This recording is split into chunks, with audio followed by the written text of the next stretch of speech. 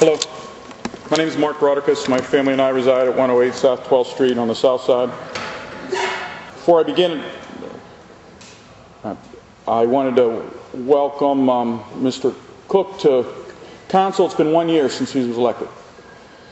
But today also marks a big holiday. It's Pi Day, March 14th, 3.14, sort of a geeky holiday, Einstein's birthday. And it goes a little bit with what I like to say is, think again. Not only is it Pi Day, it's sort of Puck Week in the sense that the new hockey arena is here. And we get to now start to unravel the deal and look at some of the details. And I generally say, when you have a coin, most people say there's two sides to every coin, heads and tails. I say there's three sides. And hockey people know this. You can catch an edge on the puck. And I think our politicians had a fine line to walk. On one hand, they could give away a lot of money to the Penguins and spend the taxpayers' savings or whatever's left and put debt into the future. Or the other hand, they could just told them to go and leave town and not do anything for them. And they have a fine line to walk. And for years to come, I think we'll be talking about the deal. And we still don't know all the details. But all in all, I think we got pucked on this deal. It's $15 million a year is going to be government money. Money that comes from gambling is still our money in a sense because they lowballed the price of the license for $50 million. It should have been sold at auction for millions more.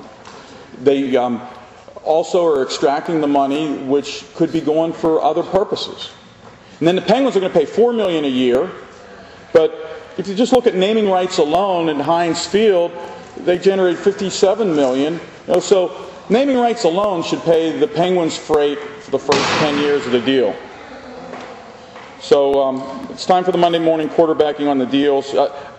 I don't like it because it's not really good enough. I don't think it's good enough for the Pens. I don't think it's good enough for the region. And the thing that I was hoping for is another pie-shaped building. Is this? We've got the Civic Arena, which is going to go away.